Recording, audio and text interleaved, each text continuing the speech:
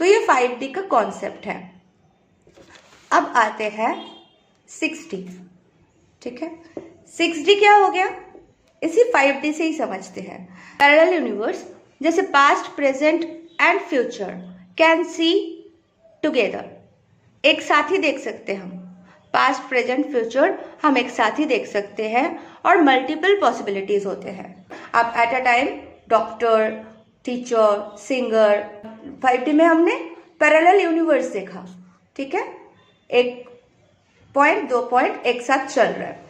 अब हम लोग 6 डायमेंशन में मल्टी डायमेंशनल, मतलब कहीं पे आप डॉक्टर हो, इसमें आप डॉक्टर हो, इसमें आप टीचर हो, इसमें आप सिंगर हो, इसमें आप इंजीनियर हो, इसमें आप इंजीनियर हो। ठीक है, ऐसे आप बहुत सारे पैरेलल यूनिवर्स होते हैं। अभी सपोज ये जो आप हो और ये आपके ट्विन हैं। ठीक है, अभी आप और आपके ट्विन चल रहे हो, दोनों अपने अपने पैरेलल यूनिवर्स में चल रहे हो। ठीक है, 5D में हमने ये देखा। अब आपको अपने ट्विन से मिलने के लिए बैक में आके, यहाँ पे बैक में आके फिर यहाँ से स्टार्ट करके फिर जाना पड़ता है। ठीक है, इनसे मिलने, देखने कि आप इतना लंबा रास्ता तय कर रहे हो। पास्ट में जा रहे हो, फिर देख रहे हो, फिर वहाँ से ये यहाँ पे आ रहे हो, फिर आगे जा रहे हो। ठीक है, तो ये लॉन्ग टर्म पड़ जाता है। लेकिन जैसे हम अपने ट्विन से मिल सकते हैं, अपने अदर हब से, अपने अदर कॉपी से कैसे मिल सकते हैं, यहाँ से जो यहाँ तक नहीं आके यहाँ से जो शॉर्टकट रास्ता है, ये जो शॉर्टकट रास्ता है कि हम इस पोजीशन में हैं और बस हम पलक झपकते इस पोजीशन में उनसे मिल रहे हैं, टेलीपैथी कर रहे हैं। होता है ना हमारा टेलीपैथिक कनेक्शन, कि हम फॉरन, हम जाके पुराने बबल फेज में जाके फिर इतना लंबा रास्ता तय नहीं कर रहे, हम टेलीपैथी कर रहे हैं, तो हम तुरंत यहाँ पे ही टेलीपैथी कर रहे हैं। ठीक है, तो जैसे आप यहाँ से शॉर्टकट रास्ता अपनाते हो, तो ये जो शॉर्टकट रास्ता होते हैं इसे हम 6D कह सकते हैं। ये जो शॉर्टकट रास्ता होते हैं इसे हम 6D कहते हैं। शॉर्टकट अपने अदर हब से, अपने अदर कॉपी से, अगर कोई डॉक्टर है और वो अपने ही अदर कॉपी इंजीनियर है पैरेलल यूनिवर्स में, पैरेलल यूनिवर्स में दूसरे यूनिवर्स पे कोई डॉक्टर है और कोई इंजीनियर है, तो वो अपने कॉपी से शॉर्टकट ले आके मिल सकते हैं, या तो ट्विन अपने अदर हब से शॉर्टकट में आके मिलते हैं, उसे कहते हैं 6D। यहाँ तक हमारे 6D है। अब मैं बताने वाली हूँ हमारे सनातन शास्त्र के अनुसार। नेक्स्ट एपिसोड में मैं 7D से एक्सप्लेन करूँगी। तो वेद के अनुसार जो हमारे लोक है, यानी अलग अलग डायमेंशंस हैं, वो है सत्यलोक, तपलोक, जनलोक, महरलोक, स्वर्गलोक, भुवरलोक। ठीक है, भूलोक, ये हायर डायमेंशंस। भूलोक के बाद आते हैं अतल, पितल, सुतल, तलातल, महातल, रसातल और पाताल। ठीक है, तो ये हमारे शास्त्र के अनुसार वर्णना किया गया है। और 64 आयाम, 64 आयाम जहाँ पे हमारे परमात्मा श्री नारायण श्री कृष्ण रूप में अपनी लादिनी शक्ति के साथ विराजमान सच्चिदानंद रूप में है, वो है हमारे Golok Dham. So for all twin flame 64 आयाम गोलोक धाम, जहाँ पे आपको जाना है।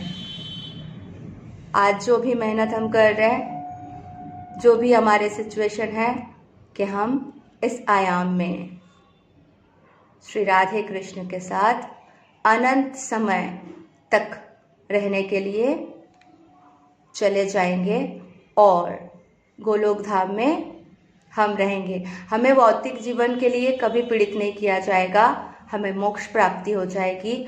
और अगर हम कहीं पे जीवन लेंगे भी सृजन करने के लिए, हमारे मिशन के लिए, या हमारे मर्जी से हम सुखदायक जीवन के चुनाव कर सकते हैं आने वाले किसी युग में, जब हम यहाँ पे एक बार पहुँच जाएंगे। इस आयाम के बारे में मैं विस्तारित बताऊंगी, क्योंकि इस आयाम के बारे में श्री कृष्ण ने मुझे काफ़ी नॉलेज थोड़े थोड़े करके बहुत दिनों से दे रखे हैं।